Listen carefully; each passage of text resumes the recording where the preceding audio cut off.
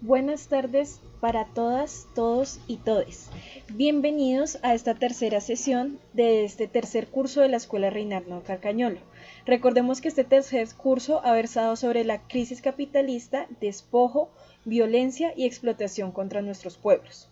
La sesión de hoy corresponde al tema de crisis, deuda y financiarización. Y para ello tenemos a dos profesores invitados que nos van a ayudar a desarrollar esta sesión. En primer lugar, tenemos al profesor John Freddy Gómez, quien ha sido también moderador y hace parte del equipo coordinador de esta escuela. El profesor John Freddy Gómez es de Colombia, él es docente universitario, es coordinador de la plataforma por la Auditoría Ciudadana de la Deuda en Colombia, es integrante de la CEPLA y del grupo de trabajo de Claxo, Crisis y Economía Mundial. Junto con el profesor John Freddy Gómez nos está acompañando también el profesor Marcelo Díaz Carcañolo, quien es de Brasil. Él es licenciado en Ciencias Económicas, tiene una maestría en Economía y un doctorado también en Economía. Él es integrante del Núcleo Interdisciplinario de Estudios e Investigación en Marx y Marxismo, ha sido presidente de la Sociedad Brasileña de Economía Política y también de la CEPLA.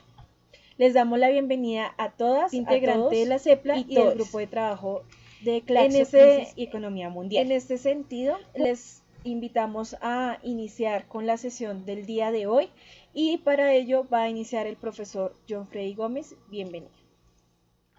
Buenas tardes para todas y todos. Bueno, el día de hoy vamos a realizar la exposición junto al profesor Marcelo Carcañolo. ¿Escucho un retorno? Ah, ya, perfecto. Entonces, bueno, el día de hoy vamos a realizar la exposición a dos manos con el profesor Marcelo Carcañolo. En primer lugar, agradecer. Para mí es un privilegio estar al lado del profesor Marcelo Carcañolo, más en una escuela que rinde homenaje a su padre, una de las personas que más estudió, trabajó en contra de esas consecuencias de la deuda y la financiarización en nuestra América. Entonces, bueno, trataré de estar a nivel del profe Marcelo y digamos que tratar de transferir esas transformaciones del sistema financiero a partir de 1970. En ese sentido, entonces voy a iniciar compartiendo mi pantalla para iniciar la exposición del día de hoy. No sé si allí ya se está viendo la exposición. Listo, perfecto. En ese sentido, entonces, vamos a comenzar. Regáleme un momento. Ya, ahí, perfecto. En ese sentido, entonces, aquí vemos una imagen de Marx que nos dice, como se ve, la aplicación de maquinaria para la producción de plusvalía adolece de una contradicción inmanente, puesto que de los dos factores de la plusvalía, que supone un capital de magnitud dada, uno de ellos, la cuota de plusvalía, solo aumenta a fuerza de disminuir el otro, el número de obreros. En ese sentido, observamos una de las dinámicas que enmarca la teoría marxista y es hacer un análisis objetivo de las relaciones de producción y también de reproducción del sistema socioeconómico capitalista y encontrar sus contradicciones. Y él, digamos que Marx habla de unas contradicciones inmanentes, que pareciera que esa palabra se aleja de nuestro vocablo, pero digamos que este inmanente es que está permanente en el tiempo, que es perpetua, que es una contradicción que está allí por la misma comprensión y complejidad de ese sistema socioeconómico, y en ese sentido nos habla entonces que a partir de ello el sistema socioeconómico capitalista nace con una contradicción en sí, y esa contradicción en sí pues sería esa producción social, es decir, la producción en la sociedad capitalista se genera a partir pues de la sociedad, trabajadores y los capitalistas que se quedan con una parte del el plus trabajo, pero La acumulación es una acumulación individual y en ese sentido entonces allí la contradicción para poder reproducir el mismo sistema, es decir, cuando evidenciamos esa realidad en la cual la producción es social, pero la acumulación es individual, encontramos una contradicción que va a ser permanente y que con el desarrollo de las mismas fuerzas productivas, a partir de esas contradicciones, más adelante vamos a ver contradicciones capital, capital, trabajo, o las 17 contradicciones que David Harvey también nos muestra allí, tratando de hacer un desglose desde esas dos grandes contradicciones que es capital, capital y capital, trabajo, nos lleva a un aumento de esa composición orgánica del capital que deriva en una caída tendencial de la tasa de ganancia. En ese sentido, entonces, podemos observar cómo, digamos que a partir de la configuración propia del sistema capitalista, el aumento de la composición orgánica del capital, es decir, el aumento del capital constante, allí podemos ver, digamos que las imágenes capital constante son todas herramientas, maquinarias empleadas para aumentar la productividad en la industria. ¿Y por qué aumentar la productividad? A partir de la propia contradicción del sistema capitalista, en la cual los capitalistas también están en un juego de disputa. Si bien en algunos momentos hay monopolio, siempre va a haber algunos tipos de disputa y esa disputa pues digamos que se lida o se genera y digamos que el resultado es el aumento pues de la productividad y ese aumento de la productividad está jalonado por ese capital constante, aumentar digamos maquinaria o sumar maquinaria nueva que revolucione el sistema productivo y en ese sentido entonces observamos que si ese capital constante va aumentando, en la realidad también se va generando que una reducción de ese capital variable. Pongamos un ejemplo, no sé, una costurera o digamos que pensemos que una empresa que realiza o manufactura camisetas, así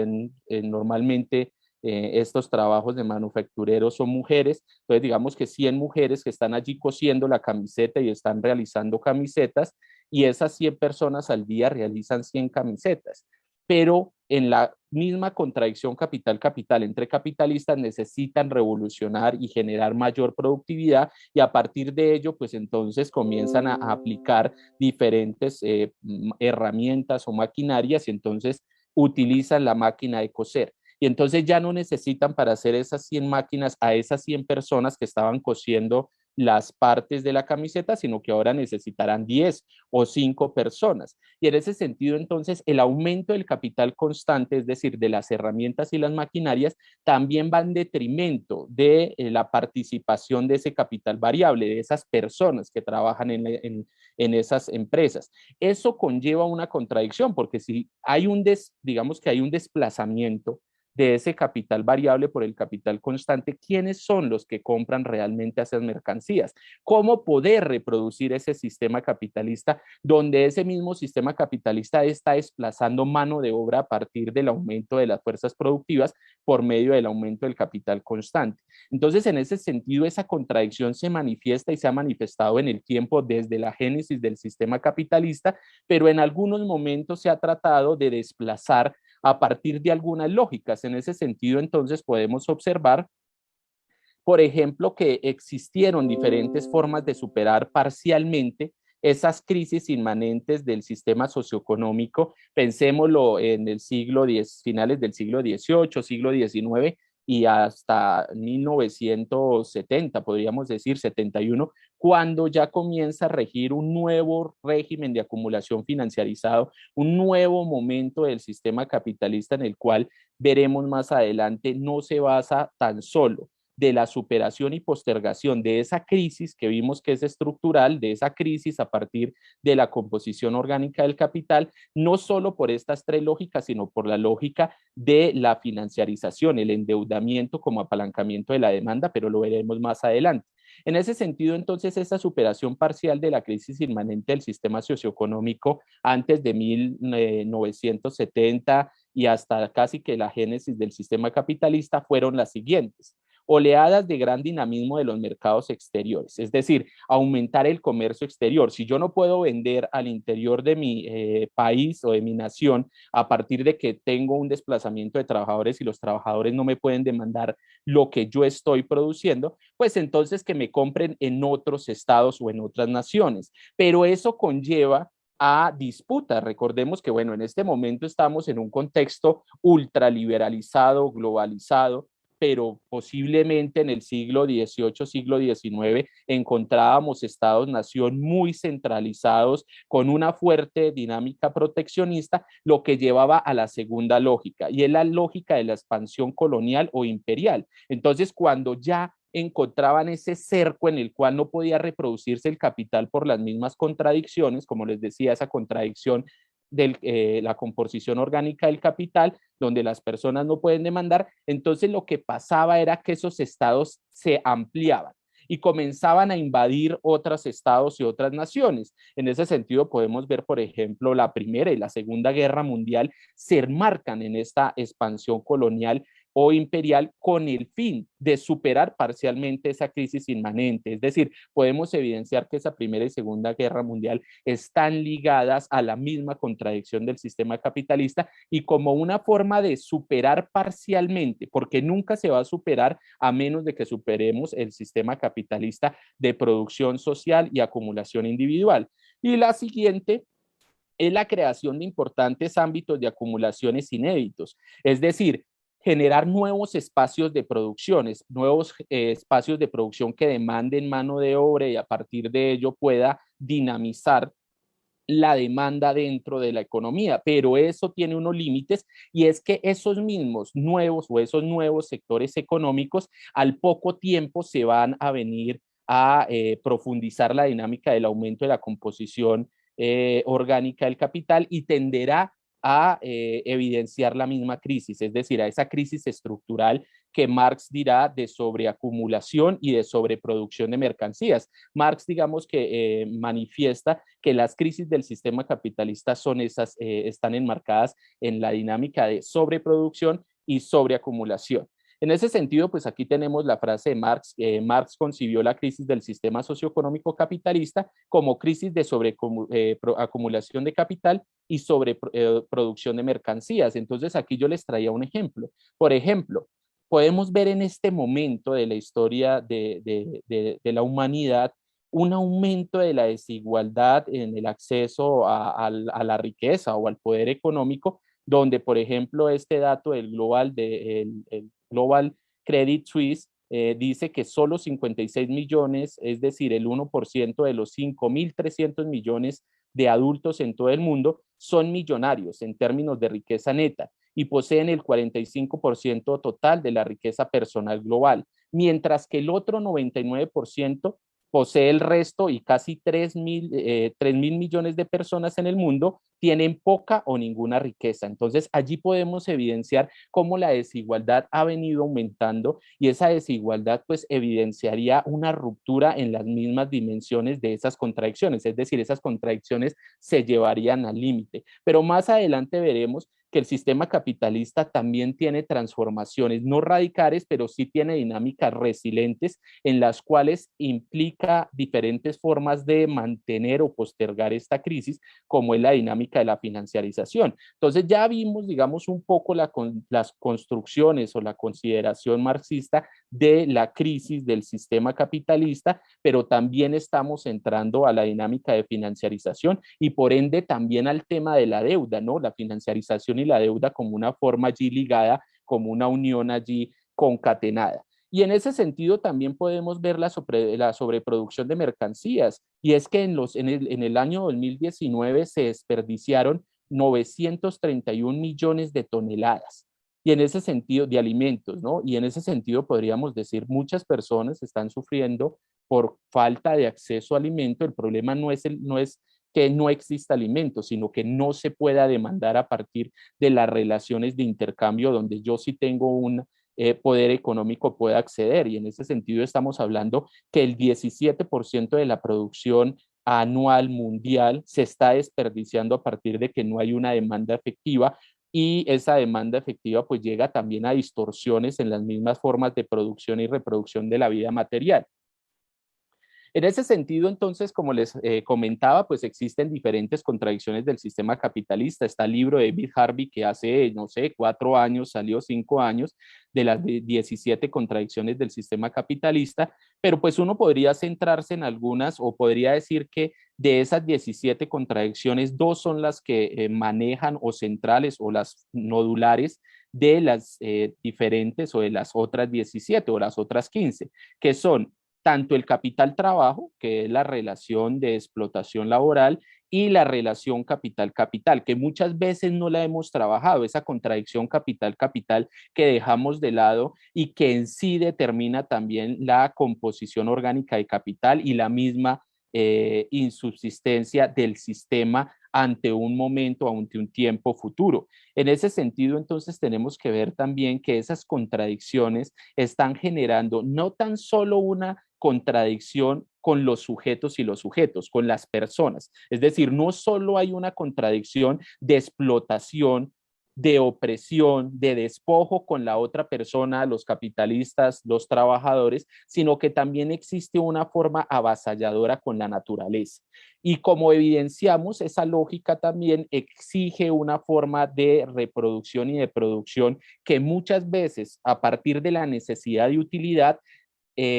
transforma, avasalla, destruye la naturaleza y mucho más cuando veamos esta lógica desde la dinámica de la financiarización. Cuando pasemos más adelante a la lógica de la financiarización, encontraremos cómo las formas de producción y reproducción se mantienen, digamos que artificialmente, y esa dinámica artificial pues genera distorsiones que nos han llevado, por ejemplo, al calentamiento global. Ya hace unas semanas sale la noticia de que ya no tenemos vuelta atrás, que el calentamiento global ya está dado y que a partir de ello, pues digamos que las noticias son pesimistas, más cuando hay emergencias cada vez más altas de temas de enfermedades como la pandemia del COVID. Pero no solo eso, me causaba a mí extrañeza que muchas veces no evidenciamos, por ejemplo, que cuántas muertes existen por el cambio climático, por la contaminación. Y digamos que en un estudio hace poco se manifestaba que aproximadamente en las muertes que lleva el COVID desde marzo del 2020 hasta el día, creo que era el mes de julio, eh, es el doble de las personas que han muerto por cuestiones en un año tan solo, es el doble de personas que han muerto por condición del calentamiento global, digamos que por el caso de contaminación. Y en ese sentido, entonces diríamos, es mucho más la mortalidad, es mucho más fuerte el calentamiento global, la contaminación. ¿Y por qué no lo atacamos? Pues claramente porque está sujeto a un modelo de producción y también porque posiblemente las consecuencias de un sistema, digamos que un sistema de contaminación no sea o no golpee de igual manera, por ejemplo, a una persona con un gran poder económico que personas con bajo poder económico que posiblemente no puedan tener una alimentación o tengan que vivir en suburbios o que tengan que estar sujetos a industrias químicas o estar en grandes ciudades sujetos pues a fuerzas o a explotaciones laborales que les impide claramente tener un acceso a una salud, a una educación, a una protección social que impida que esas consecuencias sean tan fuertes. En ese sentido, entonces ya vamos a pasar al digamos que uno de los puntos más fuertes de esas contradicciones del sistema capitalista, y es que a partir de la década de los años 70 se evidencia el agotamiento de las fuerzas productivas, se observaba también un agotamiento de las relaciones de producción y de reproducción a partir de esa contradicción de sobreacumulación y sobreproducción, y ya estaba en un nivel en el cual era casi que difícil ampliar el mercado, ¿no? Es decir, ya que en la década de los 70 ya hablábamos de un mercado mundializado, también se evidenciaba que no podían ampliar el mercado a partir de la dinámica tan fácilmente, no lo podían realizar a partir de la dinámica de ampliación de la geografía de la nación, es decir, un estado invadir a otro e imponerle sus formas de producción e imponer también allí pues una forma de dinamizar su economía a partir pues que desde la Segunda Guerra Mundial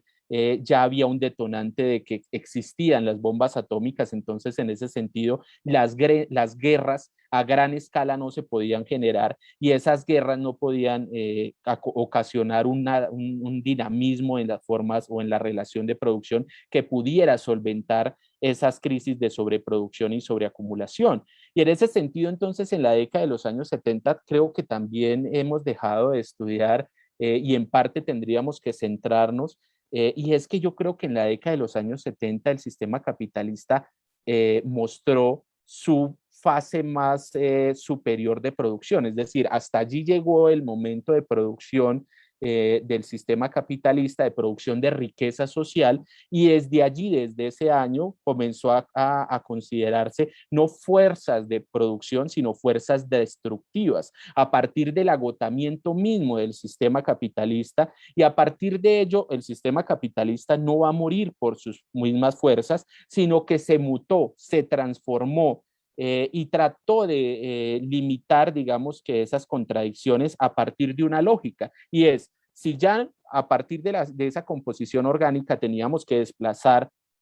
capital variable, es decir, trabajadores, y esos trabajadores no tenían salario para poder demandar, ¿cómo podemos dinamizar a esta sociedad? Pues comenzamos a construir una sociedad en la cual él, digamos, que estuviera totalmente financiarizada, que entrara, digamos, la deuda tanto pública como privada, como una forma de dinamizar la demanda en la sociedad y por ende dinamizar todo el sistema. Pero eso conlleva a grandes problemas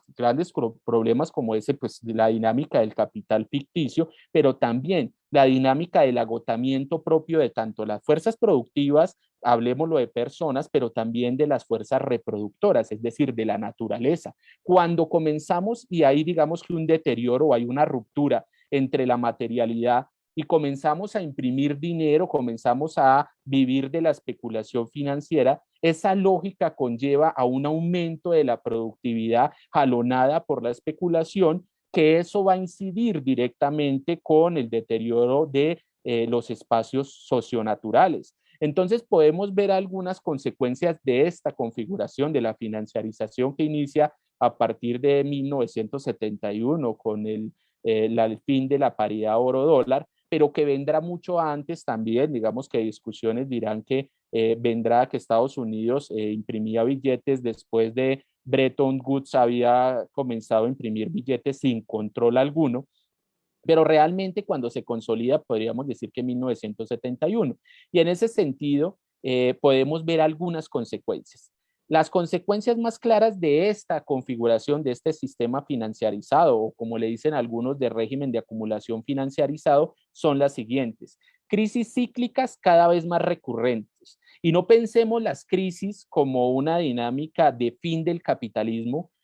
financiarizado, sino como una necesidad ulterior del sistema para que, como vamos a ver más adelante, para poder reproducirse. Es decir, las crisis del sistema capitalista financiarizado no se ven como una barrera, sino se ven como un salto hacia adelante con el fin de materializar ese capital ficticio, pero más adelante vamos a hablar del tema. También vamos a observar una sobreexplotación de la fuerza de trabajo. Es decir, que esa dinámica que se enmarca en la teoría de la dependencia de la superexplotación o sobreexplotación pareciera que se generaliza a grandes espacios de la sociedad. Y en ese sentido podríamos ver, por ejemplo, algunas dinámicas de superexplotación en la periferia de la Unión Europea y que eran países que no tenían esta condición de superexplotación. Igualmente podríamos ver acumulación por desposesión, tanto física como estructural. Y en ese sentido, entonces, dar un salto cualitativo en el entendimiento de que la explotación no solo se puede ver en una forma macroeconómica, económica, puramente material, sino que tendríamos que verla desde una dinámica relacional. La explotación como una relación en la cual se despoja de tiempo de vida a una persona. Cuando lo miramos que es el despojo de tiempo de vida y no de parte del salario desde una dinámica puramente de trabajo, obrero, salario, podríamos abrir la gama sin decir que no es la explotación el todo, pero podríamos decir que esa explotación también llevaría a la explotación laboral, podría llevar a la acumulación por desposesión, que es, por ejemplo, que nos quiten los derechos, que nos quiten también las posesiones a partir de endeudamientos, pero también es importante hablar de la opresión fiscal. La opresión fiscal como una nueva dinámica desde 1970 en la cual se despoja a la sociedad de una parte de sus recursos. Y en ese sentido, entonces, tendríamos que dar ese salto cualitativo también para evidenciar cuáles son las nuevas relaciones que existen de reproducción del mismo sistema capitalista, cómo se reproduce de conjunto y no solo en la esfera fabril. Y eso llevaría a una recomposición del mismo entendimiento de las luchas sociales. Igualmente, otra consecuencia es el deterioro de la naturaleza y el hiperfracturamiento de las relaciones de reproducción. Entonces ya lo habíamos visto, ese deterioro de la naturaleza a partir de una demanda especulativa, fracturada a partir de que no hay una relación con la materialidad, sino es un capital ficticio que genera una demanda infernal, y esa demanda infernal pues va a deteriorar la naturaleza, pero también fractura la relación entre las personas y la naturaleza. Hay una ruptura cada vez mayor y se ve, digamos que en algunas escuelas, como en la economía pareciera que la naturaleza es infinita. Es decir, la naturaleza es infinita y nunca se tiene en cuenta la finitud de la naturaleza y se ve como algo por fuera del ser social, y a partir de ello pues lleva a grandes contradicciones, una dinámica de enajenación, pero digamos que llevada a su límite. Y luego vemos la última contradicción, el desplazamiento de comunidades de sus territorios. Cada vez más va a haber una dinámica mayor de acumulación, una dinámica mayor de despojo, una dinámica mayor de opresión fiscal y de explotación, y a partir de ello, pues las dinámicas de desigualdad van a aumentar, como vimos en una de las diapositivas anteriores. En ese sentido, entonces, algunos conceptos manifiestan, por ejemplo, que el sistema financiero es el capital reunido por los bancos y puesto a disposición de las empresas, decía Rudolf Hilferding, y luego vendrán otros estudios a complejizar las dinámicas,